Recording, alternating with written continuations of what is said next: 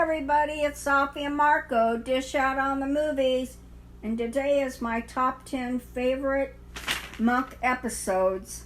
And out of the number of episodes there are in 8 seasons of Monk is 125, and I used the program called Tier Maker, and it's very, very helpful for ranking things. If you ever want to do it, what you do is you put everything in a grade category, and then there's an extra category called S, which is above the A. So it's like, I don't know what it stands for, but I would say superb. Like they're just so good that you want to even rank it above an A.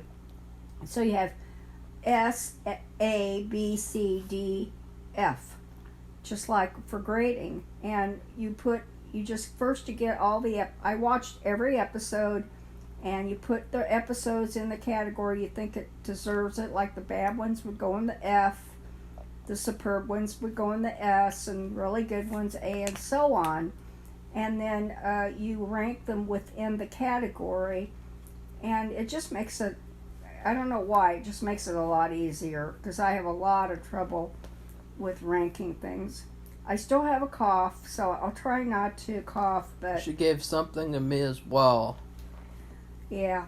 Of some sort of a sinus problem, and I don't think the weather, really excessive hot weather is helping either. I think because we've had smoke and things outside. And it's harder to breathe at certain times of the day.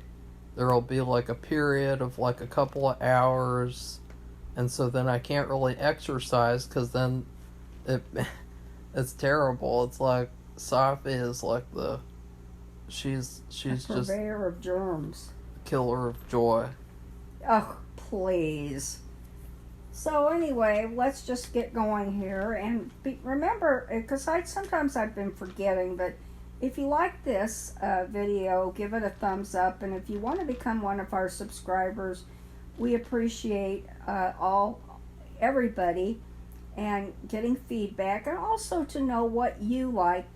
Did you watch Monk? Are you, after listening to this, would you be interested in watching it? And what were your favorite episodes if you were a fan of Monk? So let me begin with I'm just doing the top 10. So I have episodes in the S category and the A category. These were all in the S category. And number 10 is Mr. Monk Goes to the Dentist. No. Just kidding. Those were my worst. That was my worst episode ever, because it made me so uncomfortable. I could never watch it again. Number 10 is Mr. Monk has sex with Natalie. Oh my God. Oh wait, that never happened, because the writers are a bunch of weird pieces of crap. Okay. When it comes to that. Mr. Phobia, who knows if he could ever have sex. So, Safi, that is just sick. Okay, like you brought it up. You know as well as I do, in the earlier seasons, he had no qualms about that kind of stuff. It's like he was an adult. And then all of a sudden, they're like, no, he's not an adult. He's a cartoon. And he's scared of everything. He's a fucking just... Well, at times he seems childish. And I don't like it when he does that. And I've ranked those episodes where he's most childish. I've ranked them low because I just couldn't stand it. And I've worked in a mental health department. I brought that up. I worked there for a couple of years, and I've seen everything. And he has everything. So anyway, my number 10 episode is Mr. Monk and the Game Show. Yeah. It's season 3, episode 8. I'm only saying these things because with the season number and episode, in case you want to see it. But I suggest you start from the beginning and go forward, because he has another co-star. Can't think of her name, but is it Biddy or Bitsy? and Shram, I think, and That's the character's name? no, that's her actress's name, and she leaves the show, and he gets a new one, Natalie, and they're like really the way they have them, and I don't think they could be the same. They treat him differently, and they have a different kind of relationship, both women. So we have another. I just wanted to bring this up too because this is going to factor in this is going to be part of my top 10. Sorry, the actor Stanley Camill, who played the psychiatrist, he passed away. And between episodes, the production, where they take a break, between season Safi, 6 and 7. So you're on season 3 right now. Okay, I know that, but I just want, this is for the whole show. He gets a new psychiatrist, so a new actor plays him, Hector Elizondo. Safi, that's a long way away. So anyway, that's that'll be in my top 10, one of the episodes. But anyway, number 10 is Mr. Monk and the Game Show, and this is where his father-in-law, who's some kind of producer or something, his ex-father-in-law, or we just say his father-in-law, because his wife passed away, they didn't get a divorce, but anyway, he has this game show, and he knows there's cheating going on. And he can't figure out, he's watched everything they do, he can't figure out how they're cheating. And so he hires Mr. Monk or asks him to come down there. And so my 9 and 10 rank episode are kind of like Trudy-oriented episodes. And so this is Trudy's parents. And, he goes to the house, her old bedroom, and he remembers when they're sitting at the table eating with her parents, all these memories. And he also has a new partner for the episode, his neighbor. That's right. I forgot about that. And his neighbor is actually a better assistant than Sharona. Yeah. Is it Kevin? Yeah. And he gets killed later on in the series, but he is really... He really is good. They really work well together, and it's kind of surprising because of how Mr. Monk is that this guy does really well with him, and they get along great. And he talks a lot, but that doesn't matter. He understands Monk, and he's not put off by his phobias. I'll just put it like that. All right, that he has all these phobias.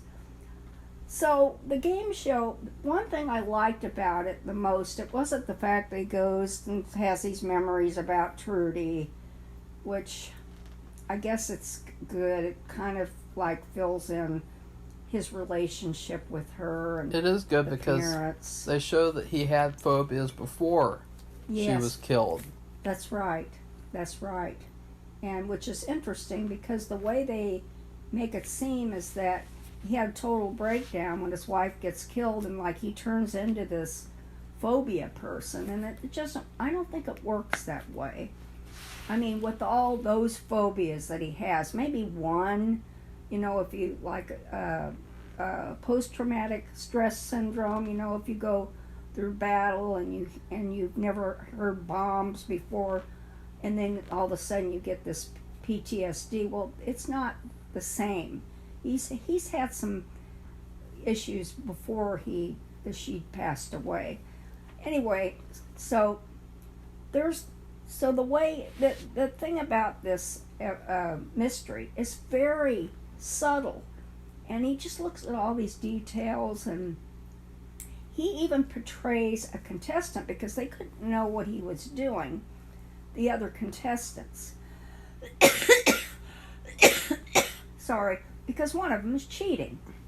The one who's done the best. And he's won show after show after show after show. He's racked up a huge amount of money. And so it was very subtle. It was something about, I think, touching the nose or whatever when it's one kind of answer and not touching the nose and another kind of answer. Some really subtle thing that his father-in-law just couldn't catch. So the mystery was very minute, but it was the whole thing where he has this assistant, it's his neighbor, and they have that relationship, and then you have his previous history with his in-laws, and then you have the mystery. And I'm going to have a drink. My number 9 is another Trudy-related episode. What is it? The class reunion. Now, see, this episode, Safi really, she kind of fucked this episode over at first, and she pretended like it wasn't any good, and she wouldn't watch it again, or she kept trying to watch it, but then she wouldn't watch the whole thing, and it was like she really was trying to screw it over. But finally she came around to see the truth, which is... Well, I watched it a couple more times. Really good. And it's season 5, episode 6. Gave them a good love interest that they just threw in the trash. Yeah. We've seen that before. And, how many times did that happen in the whole series? I don't know, maybe 3. Let's see. No, 1, 2, 3, 4, 5, 6.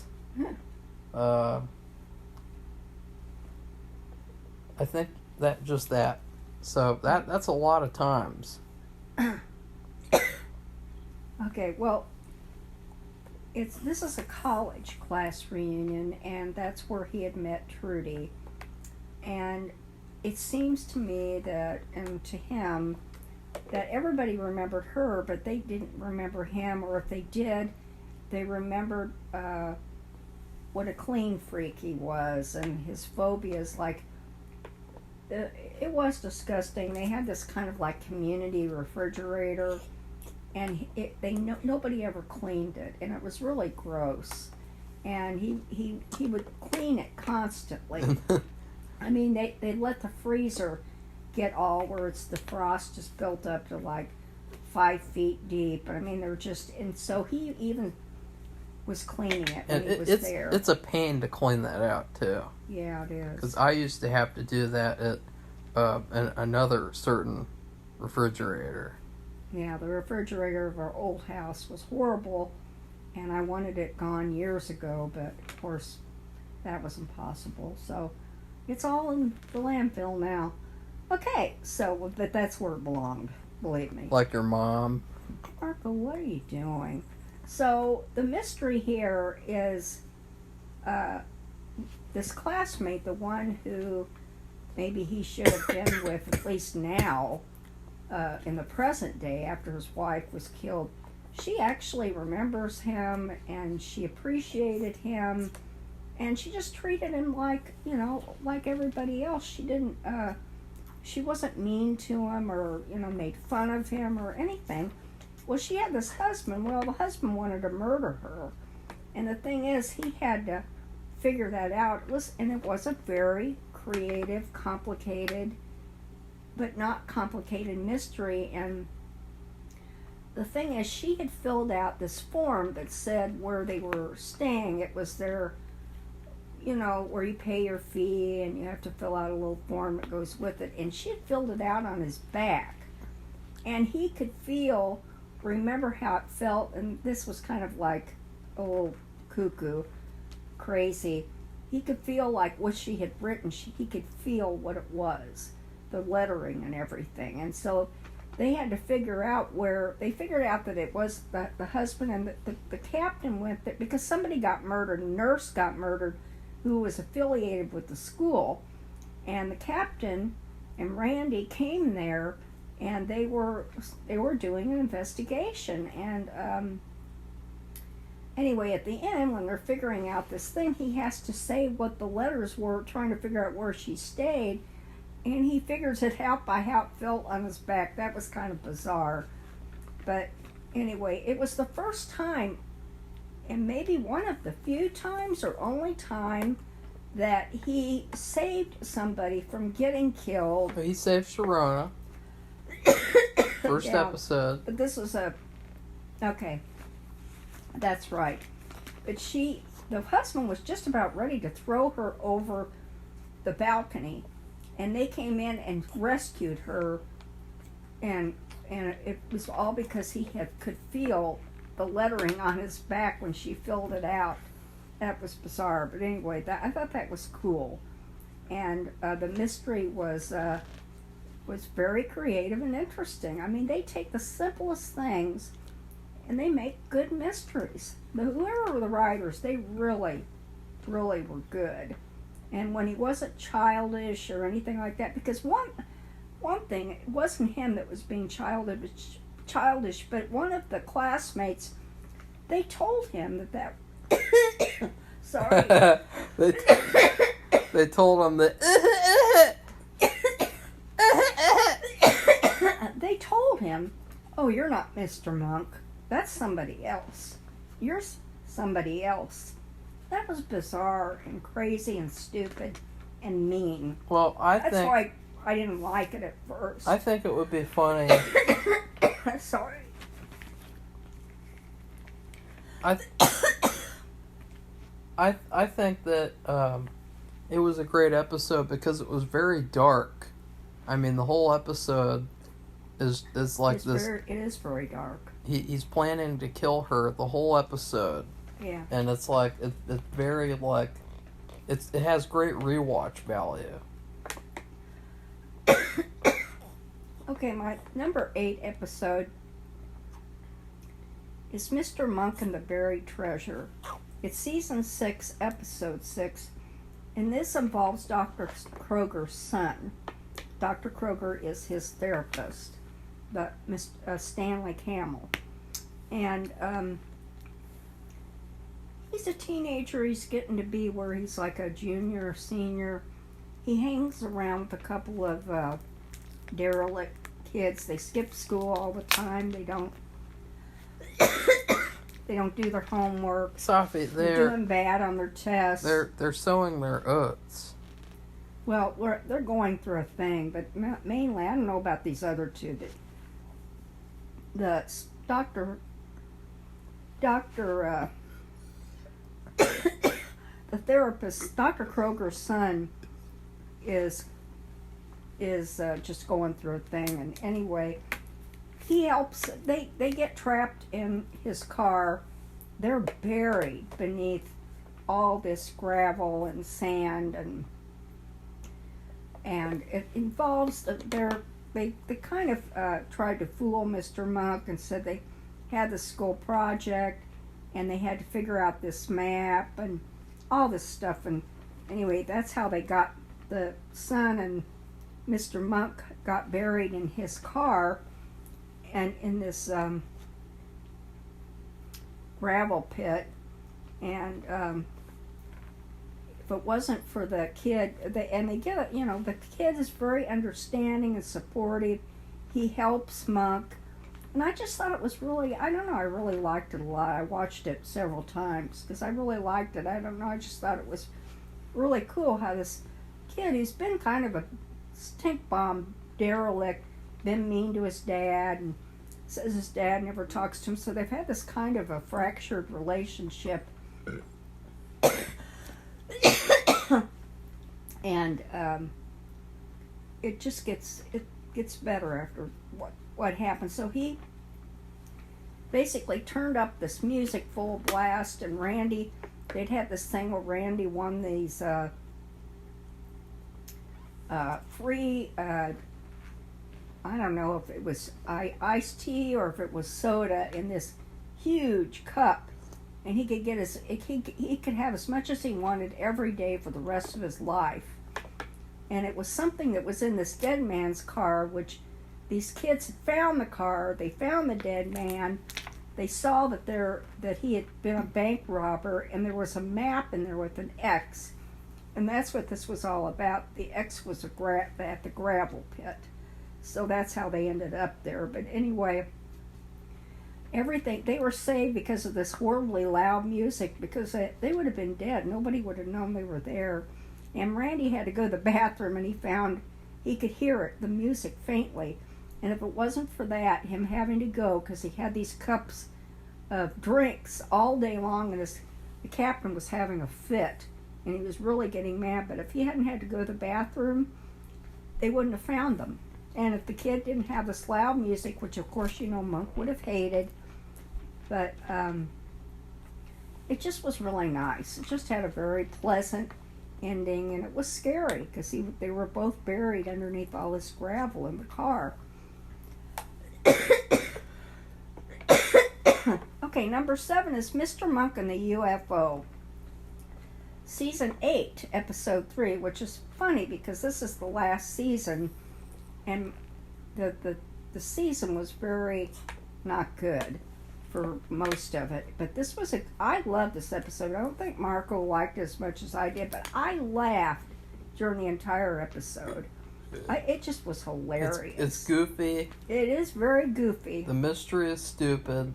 The mystery's not that great. I felt like it was a huge missed opportunity to get one person from X-Files. Like, they got the guy from Home Alone, which he was really good, but it's like, they couldn't have at least gotten, like, one person. Like, they couldn't have gotten Mitch Pileggi. They couldn't have gotten, somebody. It just feels, like, kind of weird, like, why they didn't do that. Like, in general, you agree the casting was weird. Like, the love interest for the captain, she was trash. Been there, done that. I'm not going to bother with that. I never even bring that up. The actress from the first episode who played the supposed trouble actress, who, she was totally unconvincing. So, you agree that the casting is bizarre. Well, and this would be an example of, like, they could have Home Alone guy, but why couldn't they just have one person from the X-Files and make it like a joke? Like, have David Duchovny, like, in some small, tiny role. I don't know. Or dress up like an alien. Yeah, why couldn't they do that? I don't know, but I thought it was hilarious. And it's all about Mr. Monk is there. They have car trouble, and they have to get the car fixed, and they have to be there overnight. While they're out walking around, they see, Mr. Monk sees a flying saucer really close, and then it goes away. And he talks to the sheriff about the next day, and he insulted the person who fixed their car, and so it's the repair stretched out for a few more days because of him being shitty. Sorry, that bothers somebody to the guy, and got disparaging him. So, and he apologized, but it was too late. And so that dragged out. But so while he was dragged out, he went to the sheriff, who is played by the bad guy, the tall bad guy from Home Alone. And he's very good. He plays the sheriff, and he's very even-tempered and calm, and he is really good. And so he says he saw this UFO, and did anybody else see it? Well, then again, that evening, the UFO appears again. It's a flying saucer. It's all lit up. It's flying right above them. And Natalie and a guy who works at the hotel where they're staying, and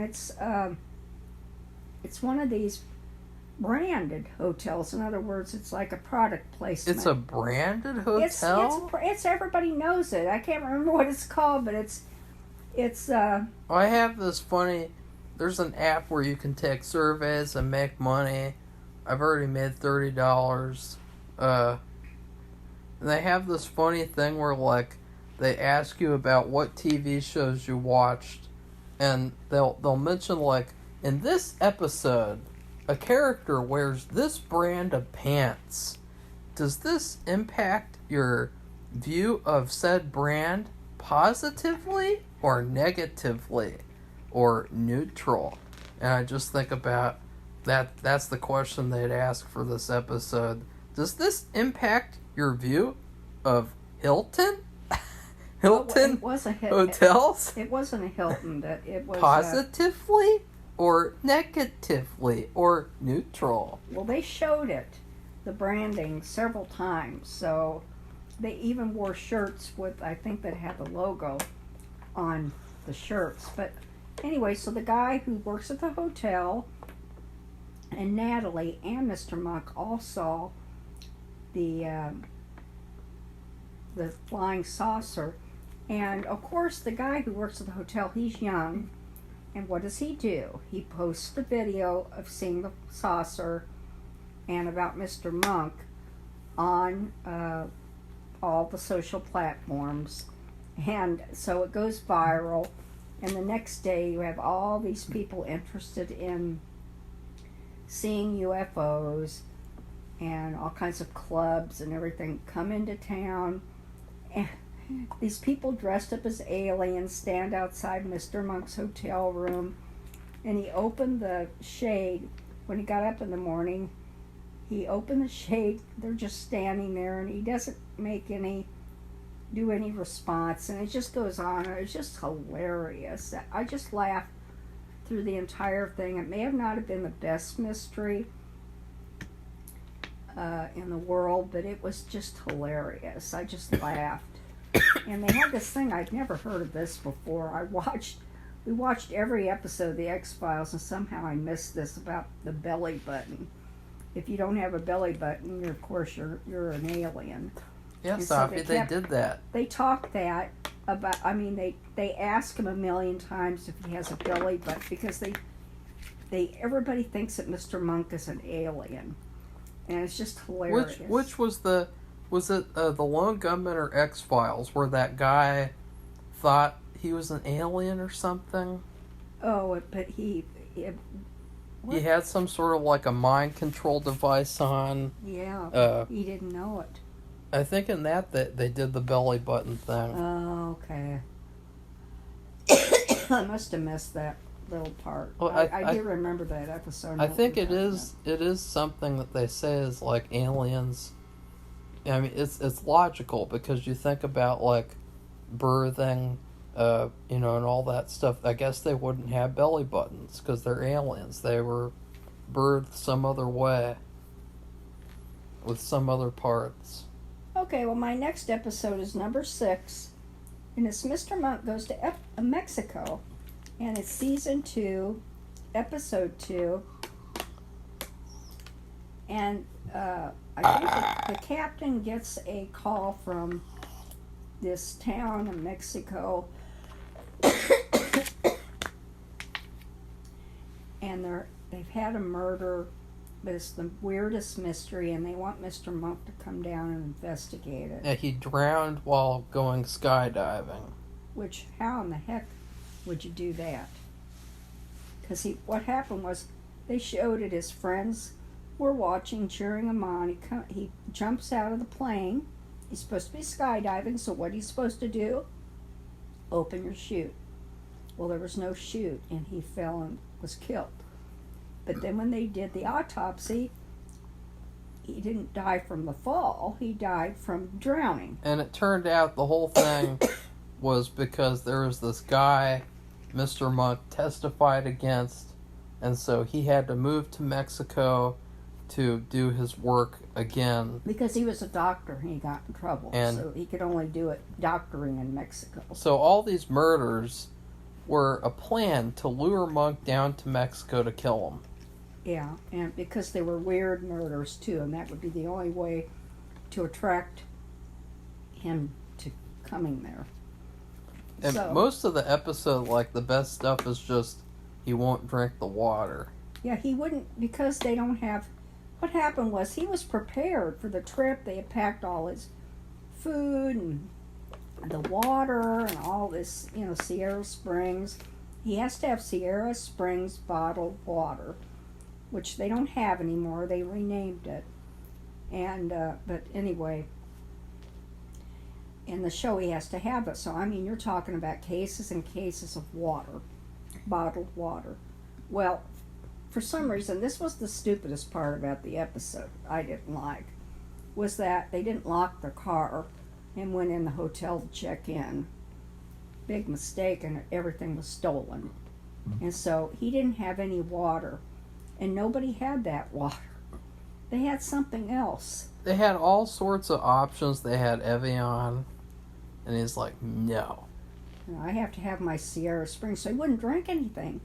And he wouldn't eat anything because he had to have his own special packaged food. He had all of his meals packaged up in Tupperware. That was his favorite thing, Tupperware containers, which is a favorite thing for resellers. For women.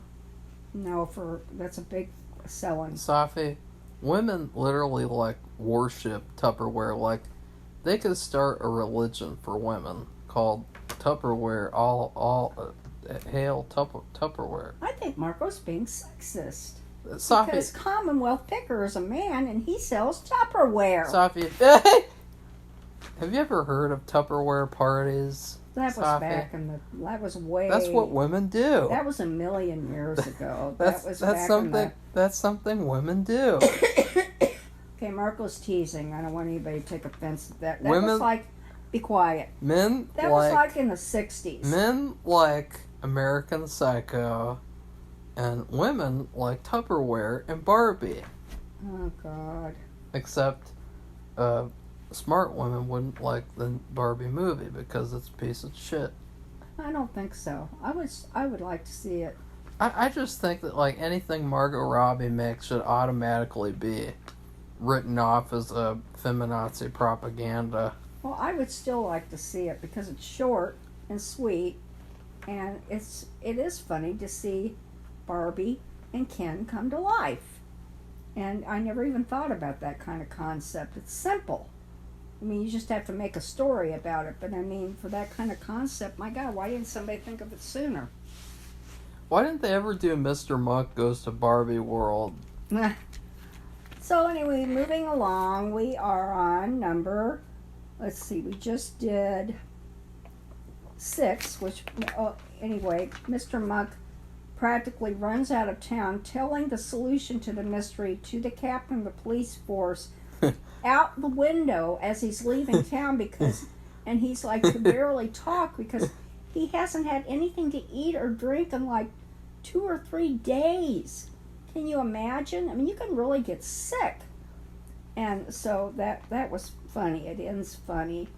So my next number is number 5, and it is Mr. Monk Gets Jury Duty. Whoa. And I moved this up. It's season 4, episode 16.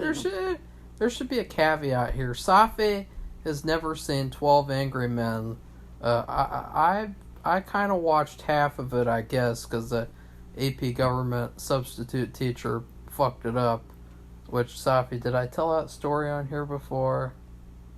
I don't think so, but you told it to me. Yeah, well, I don't remember it exactly. But we were supposed to watch 12 Angry Men, and we had the substitute teacher, and he kind of looked like a reggae musician, and he just seemed like he wanted to be like a cool guy, and so he's like, okay, raise your hands if you'd really like to watch this stupid old movie, or if you'd like to play this trendy card game that everyone was playing. What was that? I don't even want to talk about it because it was just so bad. It's like a card game for people with an IQ below 90, and so half the class like raised their hands for the game, and of course it was all the idiots in the class. And so what he did was he put the movie on, but he turned the volume down to where you couldn't hear it. And we were supposed to be filling out a form too, a paper. For your regular teacher, probably. Yeah, and we were supposed to put in answers of what was happening, and we couldn't because of the idiot.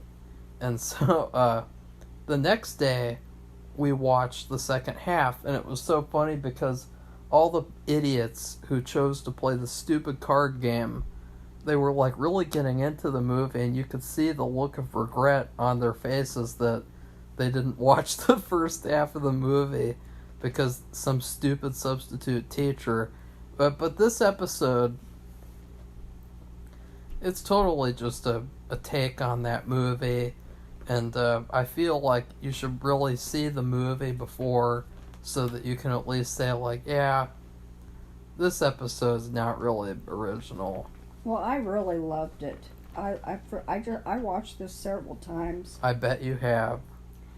I guess it hit me the right way, but he doesn't want to do jury duty. He's got to be around people in a closed room.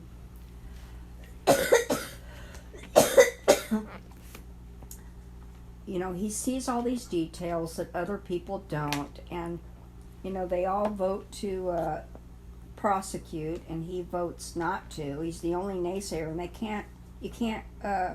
you have to have a unanimous verdict, because if you don't, it gets to be nobody can come to agreement. It's a hung jury, and they have to start all over.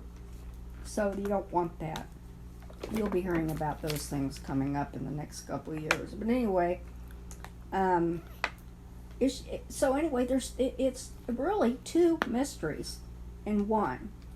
One of the jurors gets murdered, and another juror took her place, and she wanted to be there because she wants to help her boyfriend, who is this big Mexican cartel guy that the captain and Randy arrested. The FBI is taking him away, and they're going to have not a prisoner exchange, but they're going to hand him over to the FBI. That's happening while they're having this jury deliberation, because they showed the trial. Mr. Monk figures out that the person that they were trying didn't do anything. It was the person who was accusing who did something wrong, and that's usually and that's usually the case with like these Me Too cases too, like, you know, Amber and Johnny, you know, et cetera, like that's usually the case.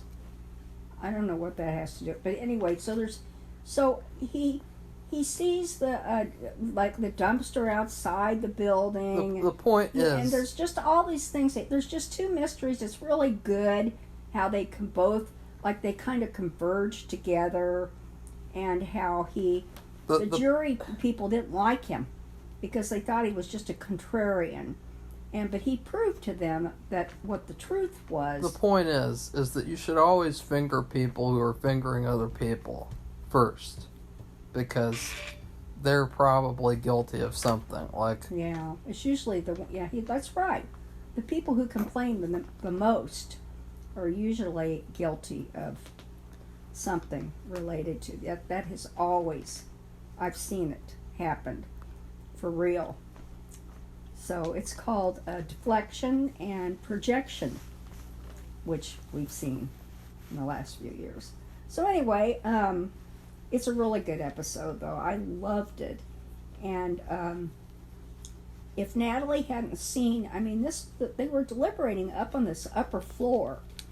And the girlfriend of the bad guy, who is being taken to the FBI, handing him over, she held everybody at gunpoint, and she had done something with the shade, the blind, and it was crooked, pretty crooked, very noticeable. And Natalie saw that when she was outside, and she knew that there was something wrong, because she knew Monk was in there, and it would never be he would never let that go.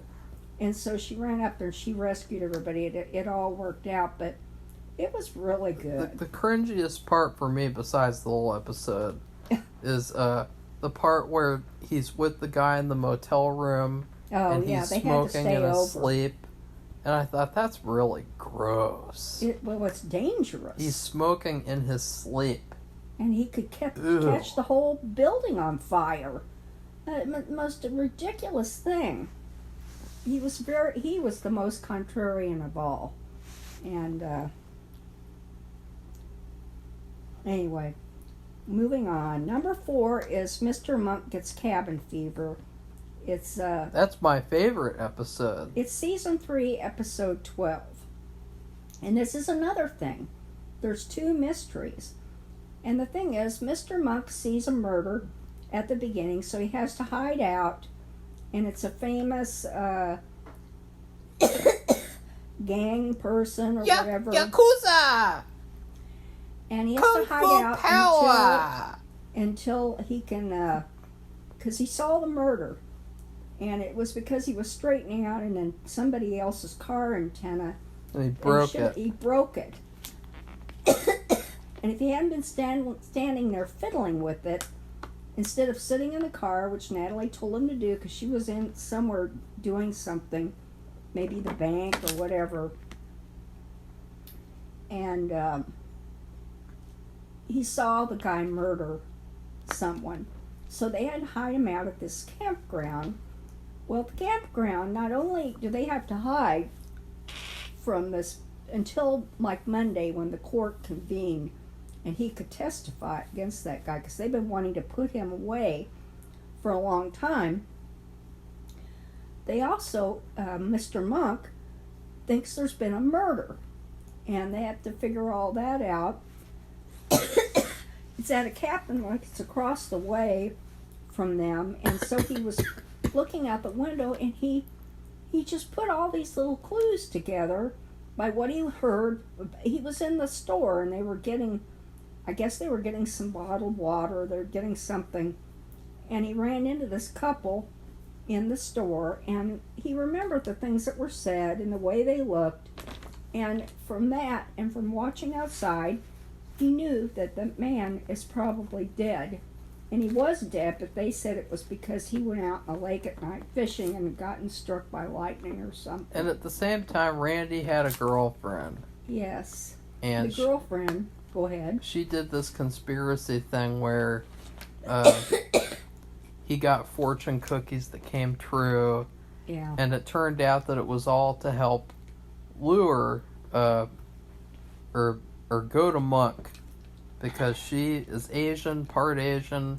She looked like 90% white, and so she's kind of like a Wasian, like a white Asian, like a very scary breed of Asian that probably has superpowers or something, and so she wanted to, kill Mr. Monk, and she was conspiring with the guy who Monk saw. Right. And of course, Randy brings them to Monk. And so he goes to Monk and they follow him. It's just all these elements coming together at the end that's cool. And then, of course, they accuse the woman. He sees the evidence that she's probably electrocuted him when he was taking a bath, because he saw the marks where the appliance burned out. There was a black mark up to the outlet. So all these things, and the bad guys come and they have these super, guns, and they manage to, everything works out, but it's really good. There's a lot of excitement, activity, and there's just two mysteries, and that's the thing, the writers are so good, how they can come up with two things that then have them converge and into one whole big thing that happens.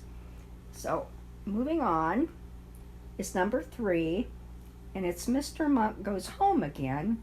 It's season 4, episode 2, and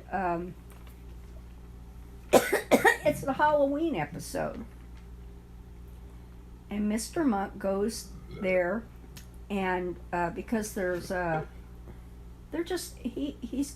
what happened was his brother asked him to go there, and because I don't know, something's odd, or he maybe just wanted to say, I can't remember exactly why he was going there, but it's Halloween, there's trick-or-treating. It's Julie and Natalie.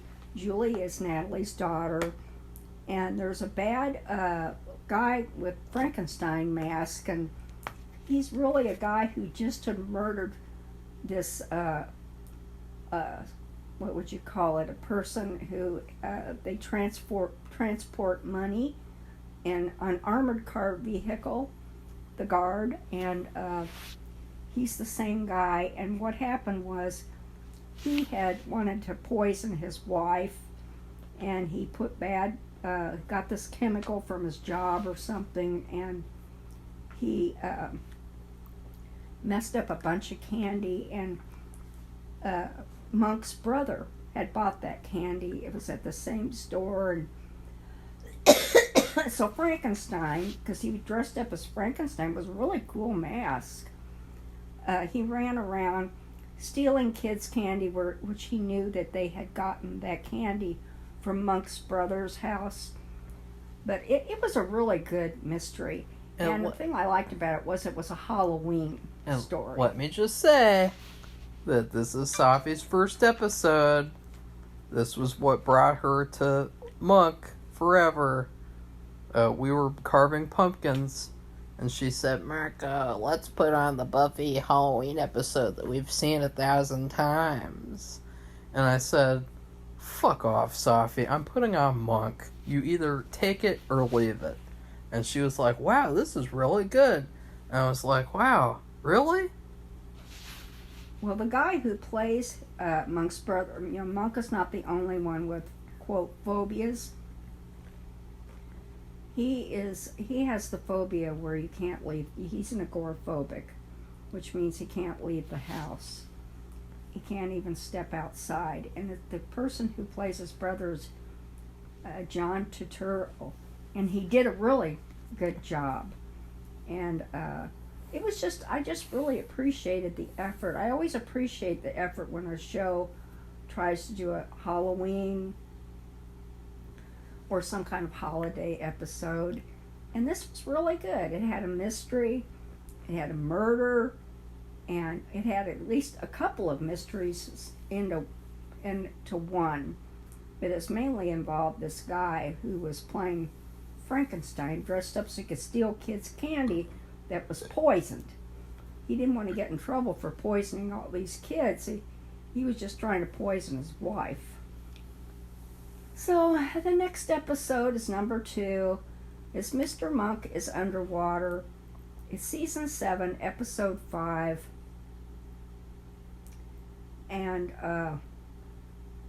there's been a murder, but it doesn't look like a murder. I guess it looks like a suicide. But the guy who is friends with the guy who committed suicide, these are all naval officers or seamen, and he doesn't think that he committed suicide. He thinks he's been murdered. And not only do you have Monk's phobias about being in a closed area like a submarine, but also going with water, his water phobia. You have that together, and it's just like he could be having a nervous breakdown, but what he does to get through it, because he agrees to go, because he thought he's only going to be there for a few minutes, like 5 minutes or something, to check out this mystery.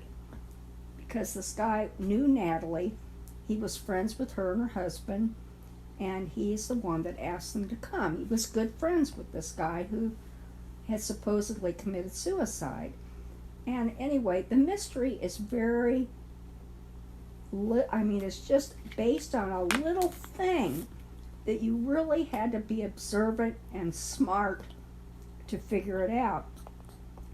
I liked that because it was unbelievable. It was just so little things. He didn't commit suicide. He was murdered by the captain of the ship, or the captain of the submarine, I should say. The other thing is, that Mr. Monk has these phobias. They're not going to go away. So he invokes his therapist, and it's a new therapist. Like I said, Stanley Campbell, between seasons 6 and 7, had a heart attack, and they had to bring somebody new in. And he evoked his therapist, his new therapist, Dr. Bell, who is played by Hector Elizondo. And he thought of him being there all the time, and he would talk to him. That is how he was getting through it. That's how he solved the mystery. And then, of course, at the end, when it was all solved and the captain got arrested, everything worked out, they came up out of the water, and Dr. Bell was there. And You know, it was really good. I really liked it a lot, and it was kind of a good way to see the guy who played Dr. Bell, because he really didn't have that big of a part for most of the episodes. In this one, he was in the episode the entire time, because it was like he was there, and he was there, but he wasn't. Nobody else knew he was there. It was like in Mr. Monk's mind, so he could get through this terrible, horribly thing that he has so many phobias about. Okay, my most favorite episode, number 1, is Mr. Monk and the Foreign Man, Season 8, Episode 2. And this was about right down below, across the street from where Mr. Monk lives, is this little market. And this lady had gone there, and she was African, meaning she was a visitor from West Africa, or, well, we didn't know right away, but she was just getting a few things, and she steps outside and she gets killed by a hit and run driver. And so this is another like kind of a double mystery. And what happens is her husband comes all the way from Nigeria. He's wearing these beautiful ethnic clothes, a special cap and a shirt, and he is playing this flute. and Mr. Monk thinks he's a street musician trying to earn money, or he's some kind, I don't know, he's collecting money for some cult or whatever, but he finds out that his wife was killed there, and so he wants to help him. And the whole the whole show was about their relationship and how it grew into a really strong friendship. And Mr. Monk helped them solve the mystery, and they're both two widowers. And it was really good. It was really, really heartwarming and good. And there was funny parts to it and sad parts, but it was just all, it was a really good episode. It was a very good cross-cultural friendship mystery. So I really liked it. So that was my number 1 episode. So I'm sorry about the coughing. I hope I can get rid of it soon because it's driving me crazy. And like I said, I hope that you like this and that you watch Monk. And what were your favorite episodes? Because I suggest that you watch. It's really worth your time to watch the whole series. And even though there's episodes, you're not going to like every single one. But the thing is, when you have like 16 episodes instead of this thing that we're doing now, four episodes or 6. If you have a bad episode, there's room for that, because if you have a lot more good ones, there's an allowance for a bad one here and there. There's enough episodes there. And it's just a very creative, funny show that I recommend highly to watch, because not only do you learn about mental health and problems, people's anxieties and their phobias, and they're good mysteries. If you're a fan of watching mysteries or reading mysteries, it's a really good show. So goodbye, everybody. Bye.